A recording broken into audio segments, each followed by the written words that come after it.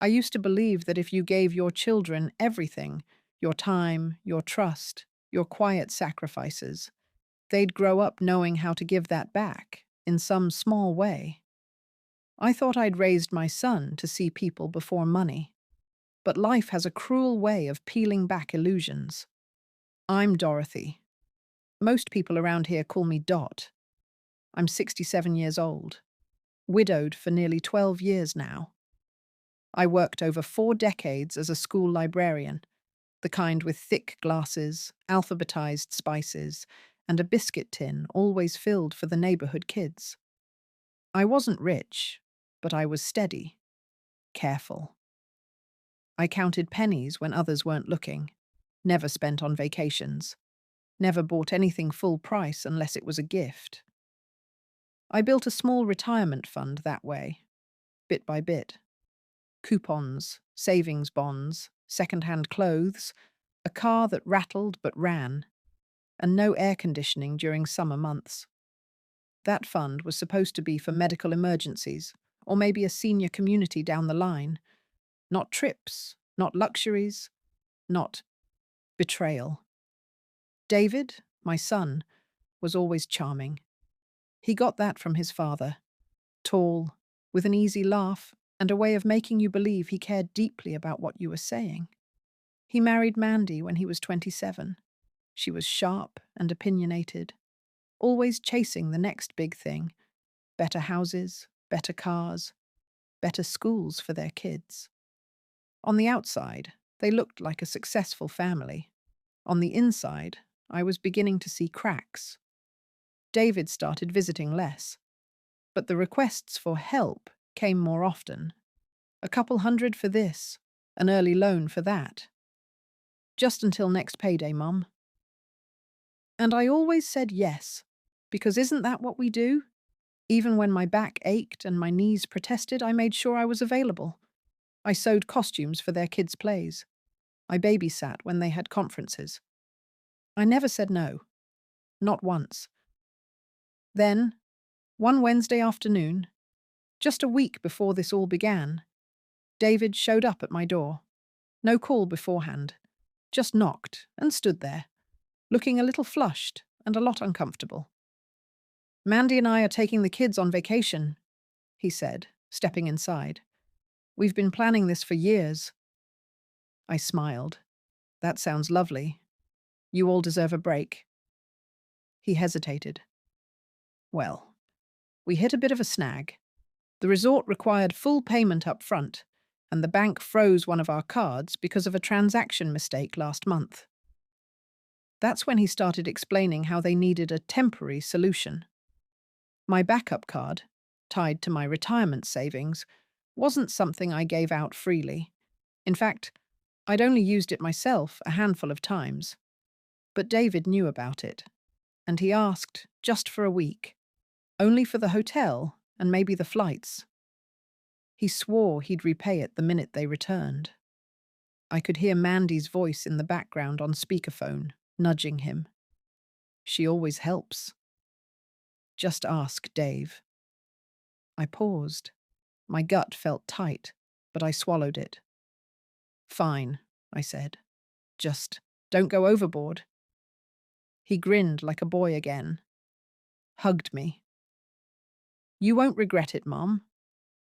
But I did, not just for the money, but for letting myself believe I still mattered to them beyond my utility.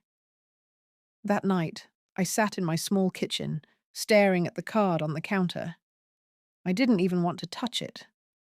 I brewed a cup of chamomile tea and sat by the window, wondering what kind of vacation they were planning. Maybe some budget resort. Maybe a trip to the mountains. I didn't know that by the next morning, the charges would start rolling in, and each swipe would feel like a slap to the face. I didn't know then that my name wasn't just helping pay for their vacation. It was their vacation. And they never intended for me to know the full truth. 3 days. That's how long it took for my stomach to knot. At first, I told myself not to worry. Maybe they were just busy, enjoying their vacation, focused on the kids, soaking up sun somewhere along the coast.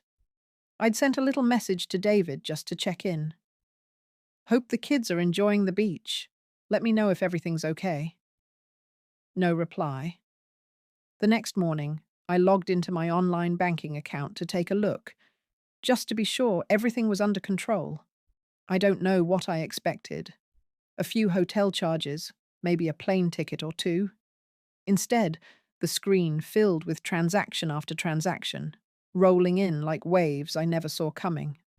$2,137, boutique hotel in Cancun, $489, airport lounge passes $860, fine dining at something called El Mar de Cristal, $3,120, jewelry purchase $300, wine tasting tour, $1,400. First class upgrade on the return flight, my heart sank. Not just because of the numbers, but because it was all in my name. Every booking, every reservation. The hotel receipt was emailed directly to my inbox, and there, in black and white letters, reservation under Dorothy McKinley. I stared at the screen in silence, the cursor blinking at me like it was mocking how foolish I'd been. They didn't just use my card. They used me, my name, my identity, my years of saving, my care. And they weren't even hiding it. Not a single update. Not a thank you. Not even a, "Hey, Mom, we're using your name for the booking. Hope that's okay." They'd just taken it, like it belonged to them. I called the bank. A young man answered, too cheerful for the hour. I asked him about the charges, and he kindly explained that since the card was issued in my name and I hadn't reported it stolen, I'd be liable for all usage unless I could prove fraud. "But I didn't authorize half of these," I said quietly. "They said it was just the hotel." He hesitated. "I understand, ma'am. But since it was given voluntarily and not reported until now—" His voice faded into protocol and disclaimers. I stopped listening after that. What do you say when you realize your own child didn't even consider how this might impact you? It wasn't just money, it was trust. And it was being taken for a fool at an age when you're supposed to be cared for, not used. That evening, I tried again, texted David one more time. "David, can you please call me when you get a moment? I need to talk to you about the card." Hours passed. Nothing. So I opened the bank portal again. Another charge. $249. Sunset Catamaran Experience. They were sailing on my retirement, laughing, drinking cocktails, taking selfies on a boat, while I sat in a quiet house with a leaky faucet and a half-used tea bag. And the cruelest part? I knew he wouldn't have told me if the card was maxed out. I would have just seen the overdraft notice in the mail weeks later. My hand trembled when I reached for my planner. Inside was a sticky note, carefully written in my own handwriting from years ago. "You are allowed to say no, even to family." I'd written that after reading a column about boundaries. I remember it made me cry. But I never followed it, until now. I was raised to believe that family came before everything, but I've learned, too late, that family who only sees you as a wallet isn't family. It's liability dressed in familiarity, and liability can cost you everything if you let it go unchecked. So I made a decision. Tomorrow, I was going to do something I'd never done before. Take control, not with rage, not with yelling, but with silence and a few clicks of a button. And next time they tried to use me, they'd have to explain it to someone with a badge. The next morning started like any other, quiet, still, and lonely. I made oatmeal with brown sugar and sliced half a banana, sat by the window and watched the wind stir the leaves. But something inside me had shifted. I wasn't just sad anymore. I was cold, not cruel. Just done. I decided to send a little package to the kids, my grandbabies. Just a few trinkets, some candy from our local general store, a beach-themed puzzle, and 2 postcards that read, "Wish you were here," even though I wasn't the one on vacation. I wanted them to remember me as something more than a bank account or a burden. I still believed there was goodness in them, because they were still young. Maybe they could grow into better people than their parents. I called my neighbor Gladys, who still drove, and she helped me take the package to the post office. We stood in line for a while, chatting about the weather and the school board's latest drama. Normal things. It felt good to just be Dot for a moment. Not Mom, not the woman they were draining, not the widow behind the money.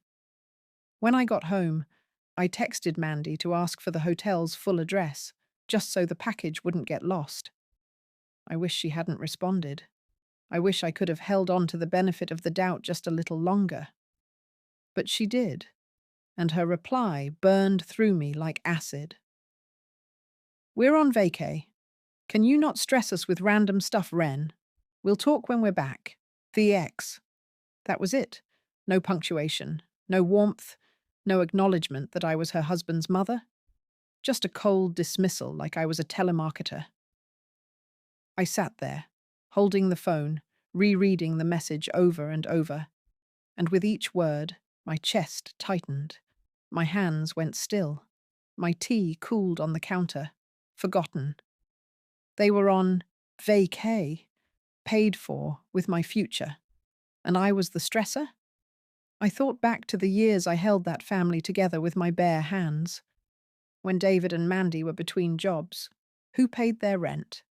When the kids were sick, who drove 2 towns over with chicken soup and Tylenol?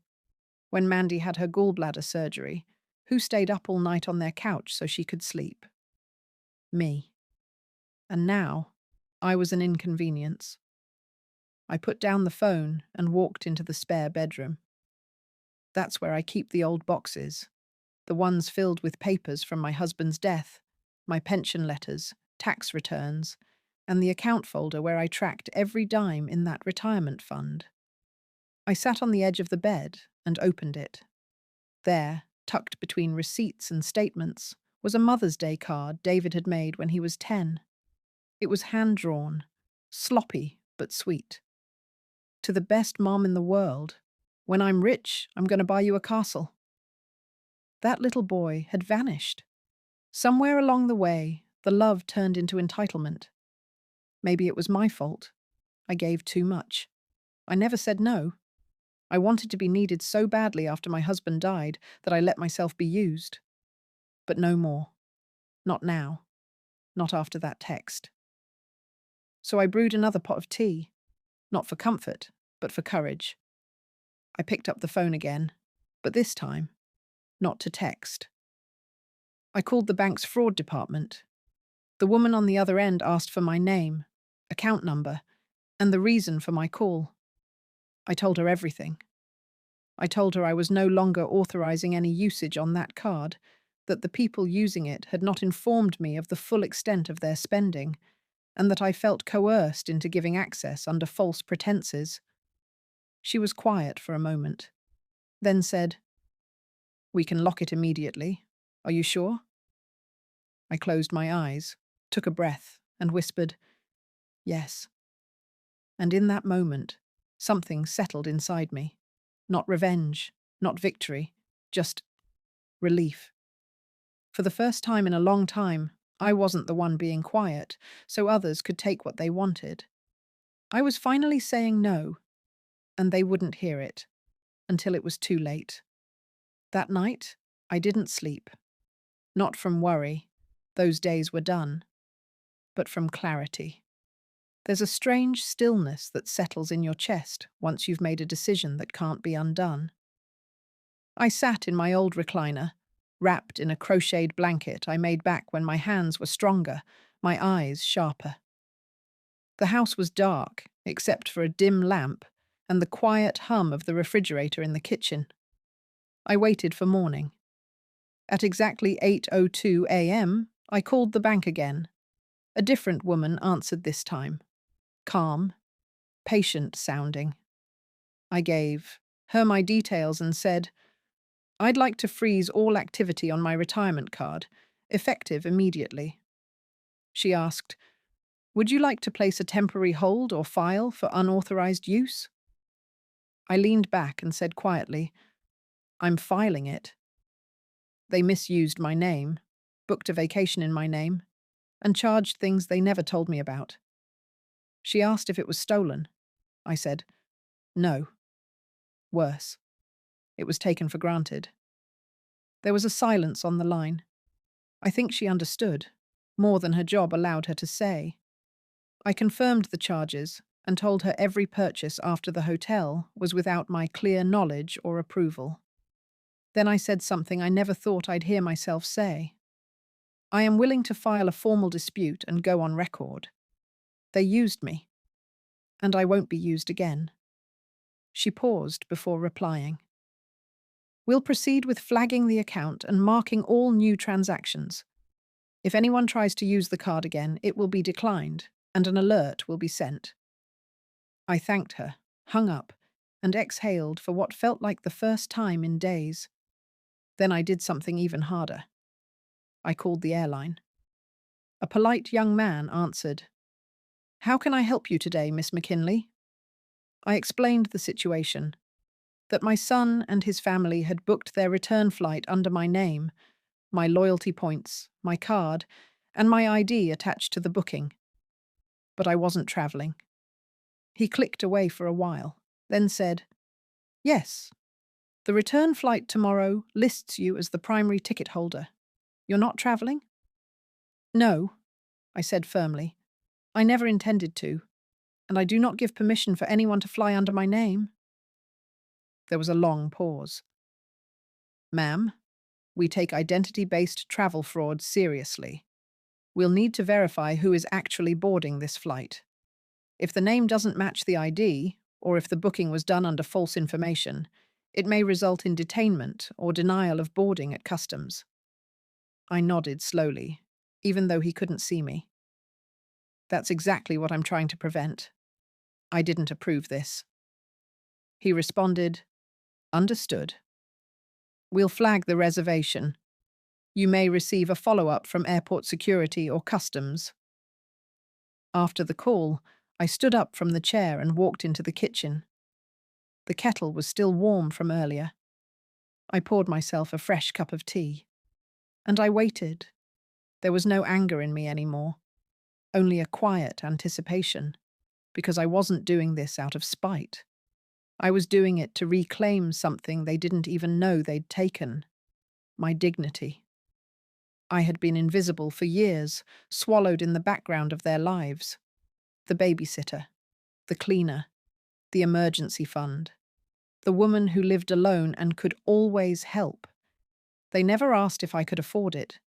They just assumed I didn't need anything for myself. But now they were flying on a ticket that wasn't theirs, with names they didn't earn, on credit they hadn't built.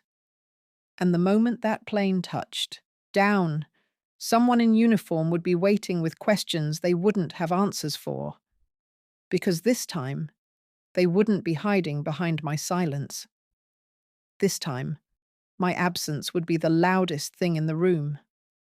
The call came the next afternoon. It was from an unknown number, foreign, unfamiliar.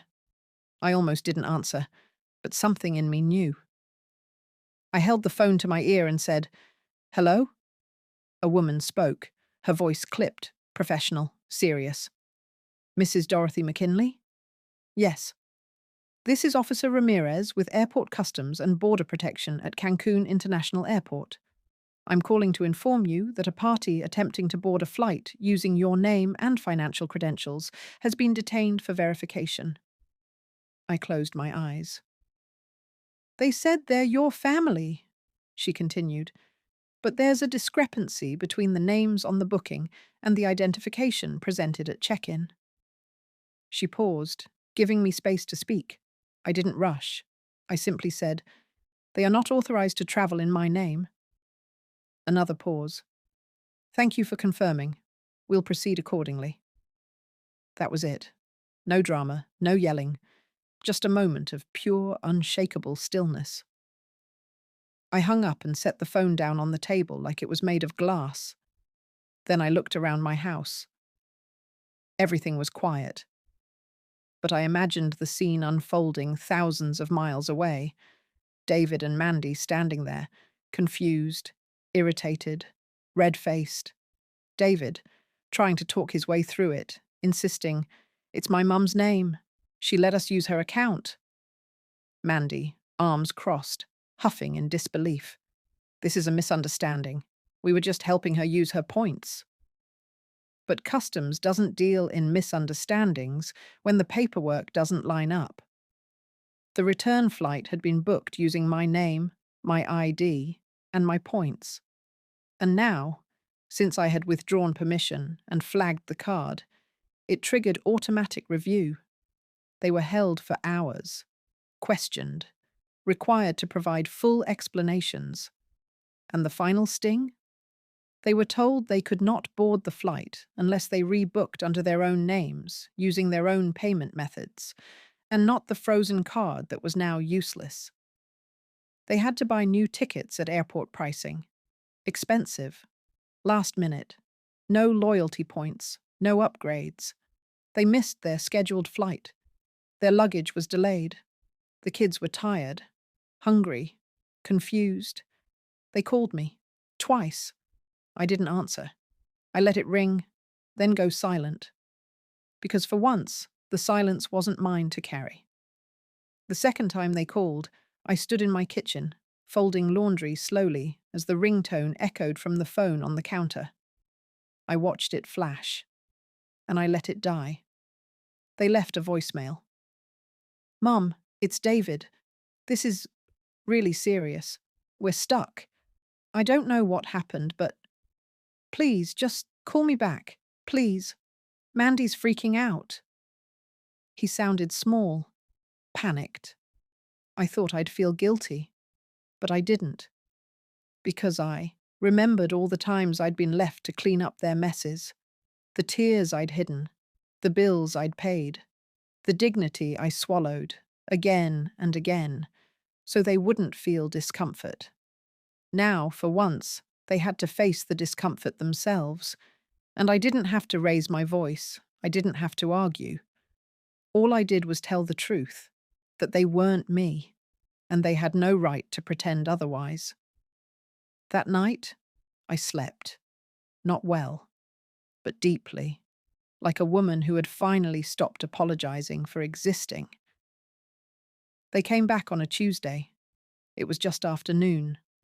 The sun was high, the air still. I was trimming the rose bushes out front, careful not to bend too much at the waist.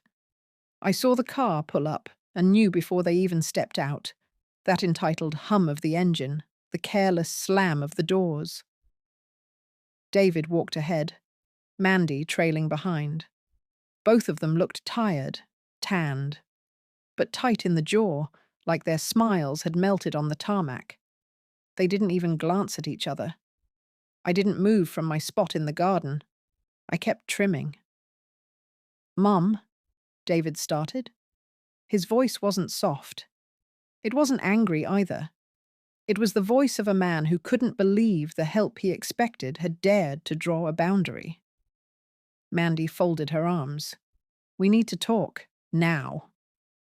I stood up slowly, leaned on my shears and looked them over. Their vacation had left them burned, not just from the sun. David took a step forward. "What the hell was that, Mom? You embarrassed us. You humiliated us. In front of our kids." My eyes didn't flinch. "Did you explain to them whose name was on the card? On the ticket? On the hotel bookings?" He blinked. "It wasn't like that." "Oh, but it was," I said.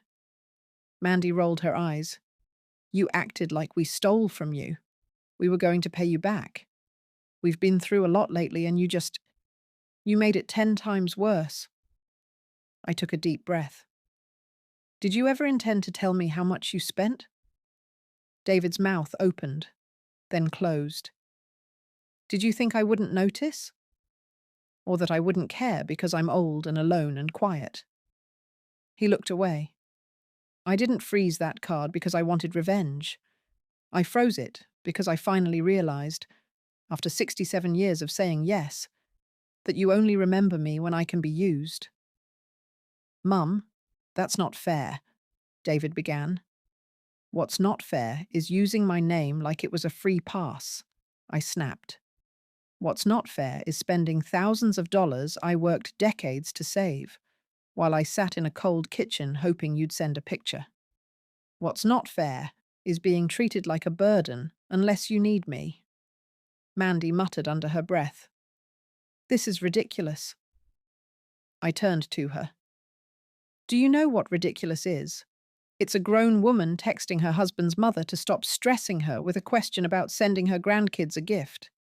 It's standing in my garden now, angry that your vacation ended with consequences. David stepped forward, tone shifting. Okay. Look, we messed up. But can we just talk inside? The kids are at home and we don't want to argue in the street. I looked at him, really looked, and for the first time I saw someone I didn't recognize, a man who had learned to take more than he gave. I walked inside, came back with a manila envelope and handed it to him. Inside was a full printout of the bank transactions. I'd highlighted the charges. I'd written dates and totals. I'd even attached a small sticky note. Pay in full by the 10th. If not, the account goes to collections and fraud proceedings begin. He stared at it, stunned. I'm your mother, I said, but I'm not your doormat, and I'm done being your credit card. Mandy scoffed. You're really going to ruin the family over money? I smiled. Number you already did. Then I walked up to the front door, and before David could say another word, I closed it, softly, deliberately, not in anger, but in peace, the kind of peace that only comes when you finally choose yourself. 2 months passed. David didn't call. Mandy didn't text. The money never came. At first I thought I might feel regret, that little voice inside, the one that whispers, you should have just let it go, tried to crawl back in. But I didn't let it stay long.